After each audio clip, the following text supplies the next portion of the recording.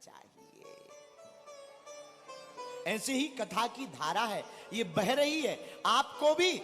अच्छा एक बात कभी आपने सुना, सोचा कथा में दोनों हाथ क्यों उठाते हैं? बताओ क्यों उठाते हैं?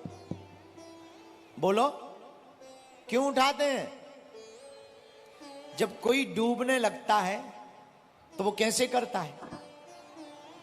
बोलो हाँ जी या ना जी? कोई डूबने लगता है तो दोनों हाथ ऊपर करता है, बचाओ बचाओ बचाओ। उसी प्रकार हम लोग भी इस संसार सागर में डूब रहे हैं। जब कथा में आकर के ज्ञान होता है तो दोनों हाथ उठाकर परमात्मा से कहते हैं, पकड़ लो हाथ बनवारी नहीं तो डूब जाएंगे। है? ये विवेक कब जागृत होगा?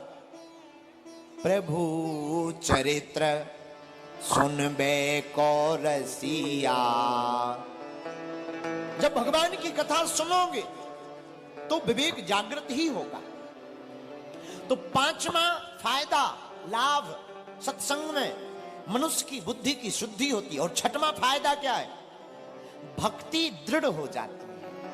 आहा, जो भक्त होते ना, जिन्हें भगवान से प्यार होता है, जिन्हें परमात्मा से प्रीति होती है, जो भगवान के नाम का जाप करते हैं, जो प्रभु की याद में रोते रहते हैं। अरे भैया, भगवान की याद में जो रोता है वही तो भक्त कहलाता है। बड़ा बेचैन रहता हूं तुम्हारी याद। और जिनके पास है और नहीं है वो दोनों मिलकर के ये काम करे क्या? राम राम बोलिए बड़ा, बोलो बोलो, राम राम बोलिए बड़ा। एक बात और बोल दे, कह दो, बोलो, अरे कह तो दो जोर से। रामायण में दो पात्र हैं माई बाप, एक विभीषण जी का, दूसरा मंथरा का। राम के राज्य में रह करके मंथरा सुधरी नहीं और रावण के राज्य में रह करके विभीषण बिगड़ा नहीं। इसलिए माई बाप, आप जहां रहते हो आज ही घर जाना, कल राम नाम का झंडा लगा देना, ताकि दूर से ही दूसरों को पता लग जाए कि ये पक्के कट्टर सनातनी का घर है।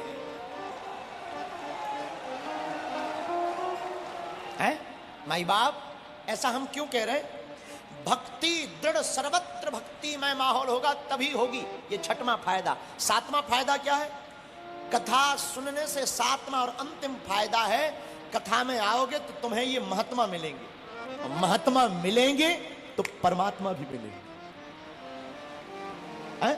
महात्मा ही परमात्मा का परिचय कराएंगे। माई बाप बोलो जय सिया राम।